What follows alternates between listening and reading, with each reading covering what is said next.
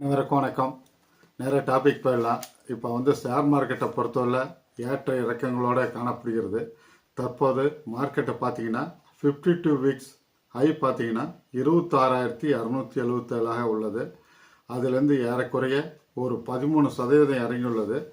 இறங்க நீங்கள் வச்சுருக்கோம் நல்ல ஷேர்களுடைய ஆவரேஜ் பண்ணுங்கள். 1, 2, 3 சிறிய குவான்டிட்டியாக வாங்குங்க.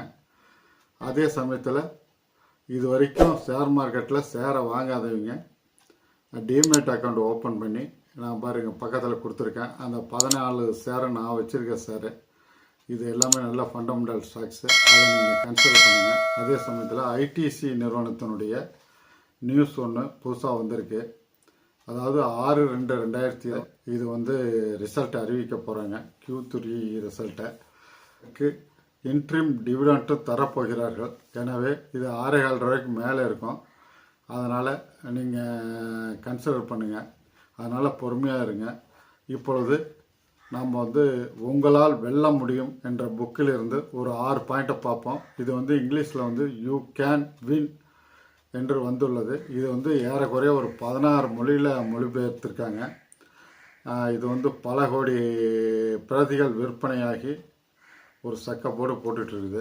இந்த புக்கை நான் ஏறக்குறைய ஒரு 50 முறை படிச்சிருப்பேன்.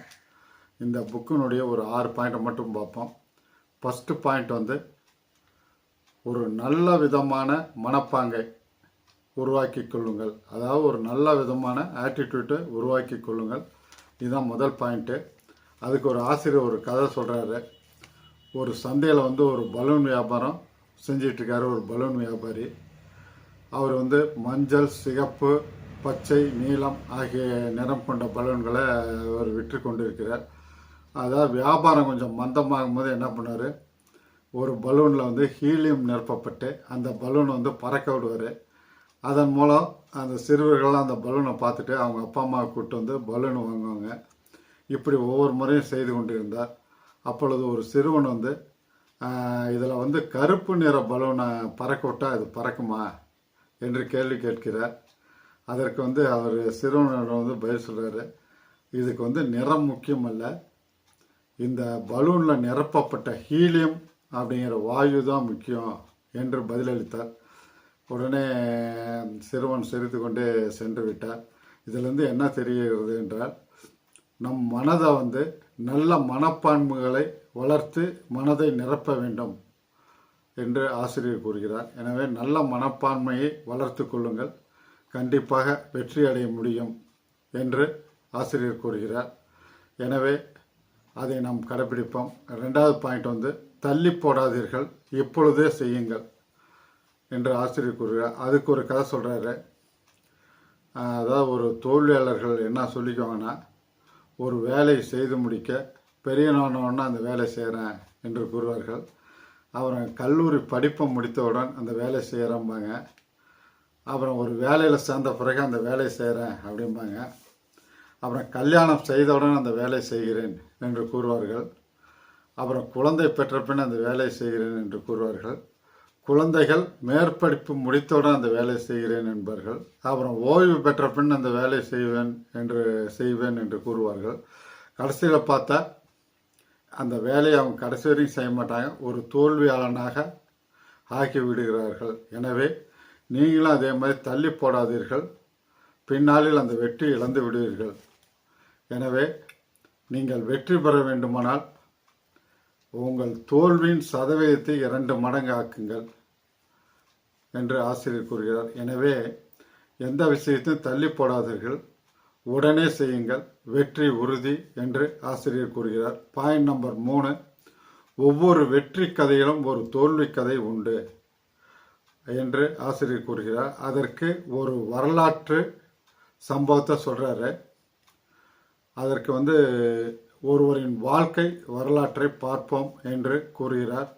அவர் 21 வயதில் வியாபாரத்தில் தோல்வி, 22வது வயதில் சட்டமன்ற தேர்தலில் தோல்வி, 24வது வயதில் தொழிலில் தோல்வி, 26 வயதில் காதலில் தோல்வி, 27வது வயதில் நரம்பு தளர்ச்சி ஆகி படுத்த படுக்காகிவிட்டார், 34 வயதில் சட்டமன்ற தேர்தலில் தோல்வி, அதாவது 45 வயதில் ஆட்சி மன்ற குழு தேர்தலில் தோல்வி, 47வது வயதில் துணை ஜனாதிபதி தேர்தலில் தோல்வி, 52வது வயதில் அவர் அமெரிக்க ஜனாதிபதி ஆகிட்டார். அவர் யாருன்னு உங்களுக்கு எல்லாத்துக்குமே தெரியும். அவர் தான் ஆபிரகாம் லிங்கன்.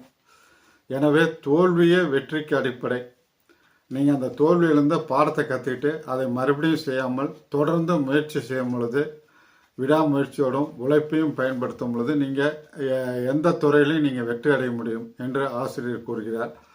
பாயிண்ட் நம்பர் 4, கடுமையான விடாமுயற்சியும் கடின உழைப்புமே வெற்றிக்கு அஸ்திவாரம் என்று ஆசிரியர் கூறுகிறார்.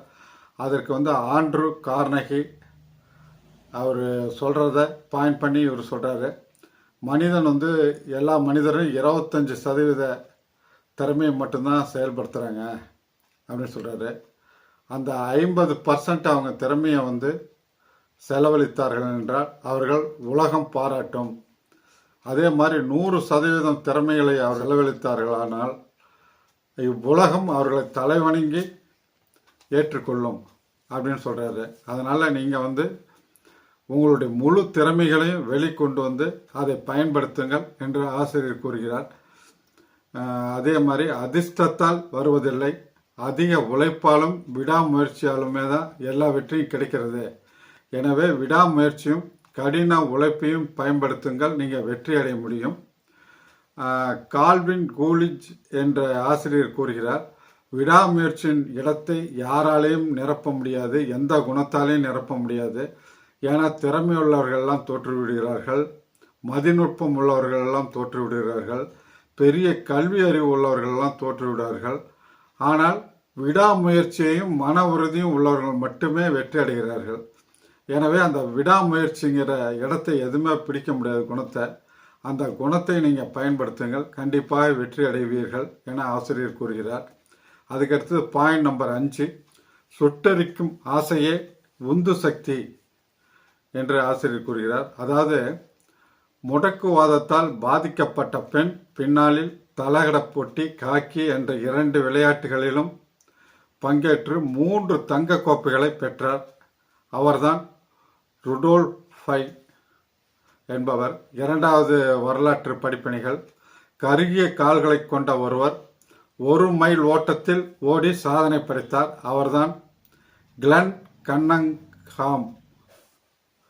3வது வரலாற்று படிப்பினை, போலியோவால் பாதிக்கப்பட்ட ஒரு சிறுமி 1957இல் நீச்சல் போட்டிகளில் கலந்து தங்க கோப்பையை வென்றார். அவர் பெயர் செல்லி மான்.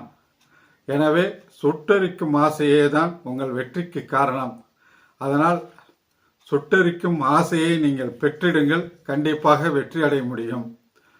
பாயிண்ட் நம்பர் 6, நேர்மையாகவும் நாணயமாகவும் உண்மையாகவும் இருங்கள் என்று ஆசிரியர் கூறுகிறார். இது எங்கள் அப்பாவே நிறைய கற்றுக் கொடுத்துட்டார். எனக்கு கற்றுக் கொடுத்த பாயிண்டில் இந்த நேர்மையாகவும் நாணயமாகவும் உண்மையாக இருப்பான்னு எனக்கு போதனை செய்தார். அதை பின்பற்றி தான் நானும் ஓரளவு வெற்றி அடைந்திருக்கிறேன், ஓரளவு பொருளாதார வசதியும் இருக்கிறேன். அதே சமயத்தில் நான் ஒரு விஐபியாகவும் இந்த இடத்தில் மிகுந்த செல்வாக்குள்ளவராகவும் இருப்பதற்கு காரணம் இந்த 3 குணங்களையும் நான் ஒருங்கே பெற்று செயலாற்றுவதன் மூலம்தான் அப்படிங்கிறத ஒரு தாழ்மையான கருத்தாக கூறிக்கொள்கிறேன். அதே தான் ஆசிரியர் கூறுகிறார். அதுக்கு ஒரு வரலாற்று படிப்பினை ஒன்று கூறுகிறார். ரூபன் கன்சாலஸ் அப்படிங்கிறவர் ஒரு டென்னிஸ் வீரர். அவர் ஒரு டென்னிஸ் பந்தயத்தில் கலந்துக்கிட்டார். இறுதி ஆட்டத்தில் கலந்துட்டு இருக்கும்போது ஒரு பெரிய ஷாட் ஒன்று அடித்தார்.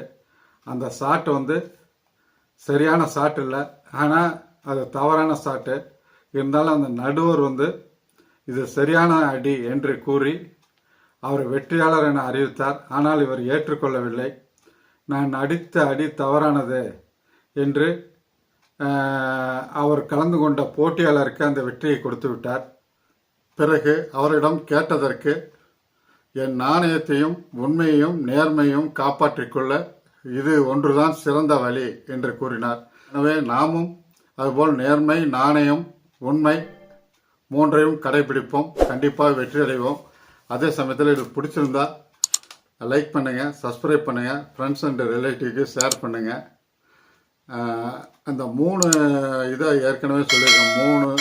ஒரு மனிதன் வந்து முழுமையடைய வேண்டும் என்றால் அந்த 3 எஃப்பும் இருக்கணுன்ட்டு. ஃபஸ்ட்டு வந்து ஃபேமிலி. நம்ம ஃபேமிலி நல்லா வச்சுக்கணும். நம்மளுக்குன்னு ஒரு ஃபேமிலி இருக்கணும், மனைவி குழந்தைகள்லாம் இருக்கணும். அதே சமயத்தில் அக்கா தங்கச்சிங்க அந்த உறவுகளை, ஃப்ரெண்ட்ஸ் அண்டு ரிலேட்டிவ்ஸு உறவுகளை நம்ம பேணி பாதுகாக்கணும். அதுதான் ஃபஸ்ட்டு எஃப். ரெண்டாவது எஃப் வந்து ஃபைனான்சியல் ஃப்ரீடம். அதை அடைவதற்கு நிறைய வீடியோக்களில் சொல்லியிருக்கேன், அதையும் பாருங்கள். மூணாவது வந்து ஃபிட்னஸ். அதான் நம்ம உடல் நலத்தையும் நம்ம பேணி பாதுகாக்க வேண்டும். இந்த 3 எஃப்களையும் நீங்கள் பெற்று வாழ்வாங்க வாழணும்னு என்னுடைய ஆசை. அடுத்த காணொலியில் இன்னும் சுவாரஸ்யமான விஷயங்களுடன் உங்களை சந்திக்கிறேன். நன்றி, வணக்கம்.